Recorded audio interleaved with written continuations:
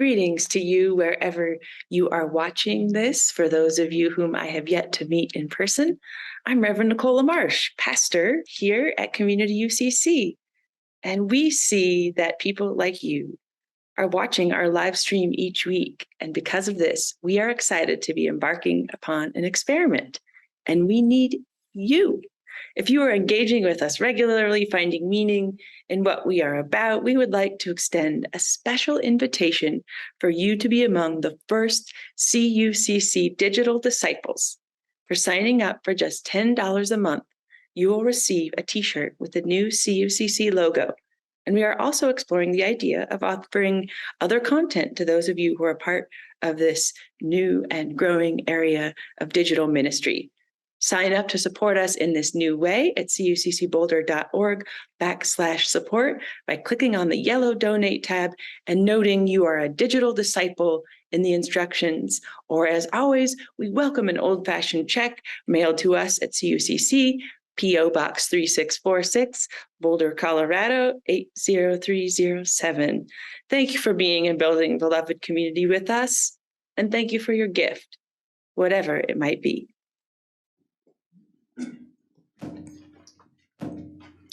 Welcome again, everyone, on this fourth and final Sunday of Advent. And wow, it has been a cold stretch of days. So glad to have your warm hearts here in the sanctuary. I invite you now to let yourself take some deep breaths if you're moved, to have your body and spirit arrive more fully, to hear whatever it is, whatever word God has for each of us today. And as you're moved, I invite you to join me in this preacher's prayer from Psalm 19. Gracious God, may the words of my mouth and the meditations of all our hearts be acceptable in your sight, our rock and our redeemer. Amen. There are so many ways to tell this story. And in this country, at least, we tend to tell it in ways that mostly delight us. Stars and angels, magi, and a contented family. It seems a bit tidy. And that's understandable that we would want to do that, in part because if we tell the story in other ways, it could indict us a bit. If the story was told in a way that asked us to make room for a refugee family in our home, or we could tell this story in a way that reduces Mary to one who would have been discarded and make Joseph the hero. You could easily read it this way, especially the text that we got it today. Or we could tell the story in a way that highlights the divinity of that little baby. Or we could tell the story in a way that honors the complicated truth of bringing a child into the world, how even now, even in this country, in spite of our abundance, since healthcare is tied to wealth and employment and no paid parental leave, we were just talking earlier how hard it is to bring a baby into the world. Or we could tell this story in a way that lifts up how hard it is for any of us to see holy when it is right in front of us. Or we could tell this story in a way, and this is what I am thinking about today. What if one message for us in this Christmas story is about being willing to change? What if our call isn't to find the answer and to arrive and never move, but rather what if one of the gifts this story offers us is what can happen when we are willing to evolve, being willing to become unbound to our own current views, and as we heard from Thich Nhat Hanh, practicing non-attachment. As Richard Rohr wrote last month of the importance of evolution on the spiritual journey, he said, "Evolutionary thinking is for me the very core concept of faith.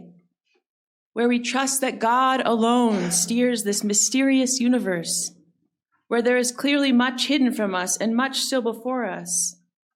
He went on, evolutionary thinking is contemplative thinking. It leaves the full field of the future in God's hands and agrees to humbly hold the present with what it only tentatively knows for sure. He goes on to say that this kind of thinking agrees to knowing and not knowing simultaneously. Evolutionary thinking agrees to knowing and not knowing. That's just like, wow, how do you hold that all together? And it seems to me that this is a bit like what Joseph and Mary did too, and maybe even Jesus later. Because what we read here in the Gospel of Matthew is that Joseph had made up his mind, that he was resolved. That's the word we get, that he was resolved to do what he was going to do. He had a plan, and it could have ended there, but it didn't. Because as we read, he has a dream where an angel comes to him and reminds him there are other options, other paths he could take, that there are other ways to think about the situation.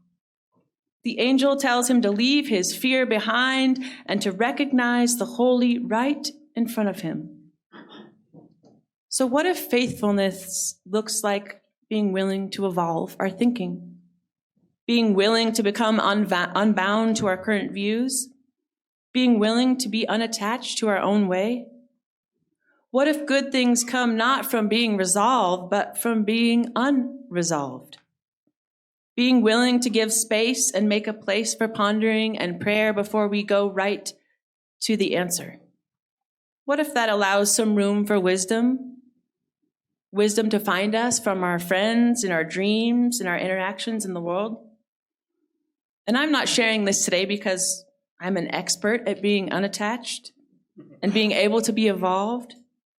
But I am sharing this because I'm convinced that this is essential, not just for our church thriving, but for each of us thriving and for our shared human experiment to find a way forward. I think many of us probably grew up with the idea that good leaders are those who have the answers. Did anybody else grow up with that idea? But I think maybe what our workplaces and households and houses of faith and Congress need are more people willing to have their answers questioned. And perhaps our success might be measured not by all the times we are right, but by all the times we dared to say we were wrong and integrate new insights and change our mind. The times where we learned and shared what that means. What if one of the gifts for us in this Christmas story is the reminder that we don't need to know, that it isn't our job to have all the answers, to find them, hold on tight, and never let them go. Rather, we can see the light for the next right thing, and then maybe see the holy all around us. As my friend and colleague Molly Basquette wrote in her new book, staying in that liminal place of holy uncertainty is deeply uncomfortable. But certainty in the life of faith does not serve us well. And here's the other thing I've observed in my own life. It takes a lot of energy to hold on, to cling. So what if, like Mary, we can trust that we don't need to? And what if, like Joseph, we can change our minds, become unresolved, be willing to evolve our thinking? And what if we can put our energy then to the present, to savoring it and loving it? And as Thich Nhat Hanh wrote, touching the present moment, we realize that the present is made of the past and is creating the future. So our willingness to be open in the present, to shift where we are called, allows another kind of future to unfold.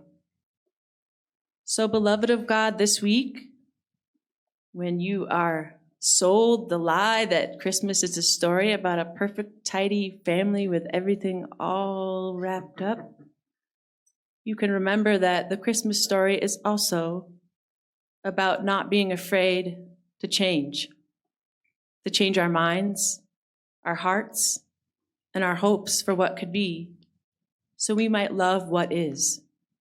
God will be sure to meet each of us there. May it be so. Amen. Greetings to you wherever you are watching this. For those of you whom I have yet to meet in person, I'm Reverend Nicola Marsh, pastor here at Community UCC. And we see that people like you are watching our live stream each week. And because of this, we are excited to be embarking upon an experiment. And we need you. If you are engaging with us regularly, finding meaning in what we are about, we would like to extend a special invitation for you to be among the first CUCC digital disciples. For signing up for just $10 a month, you will receive a t-shirt with the new CUCC logo. And we are also exploring the idea of offering other content to those of you who are part of this new and growing area of digital ministry. Sign up to support us in this new way at cuccboulder.org/support by clicking on the yellow donate tab and noting you are a digital disciple in the instructions. Or as always, we welcome an old-fashioned check mailed to us at CUCC, P.O. Box 3646, Boulder, Colorado 80307. Thank you for being and building beloved community with us, and thank you for your gift, whatever it might be.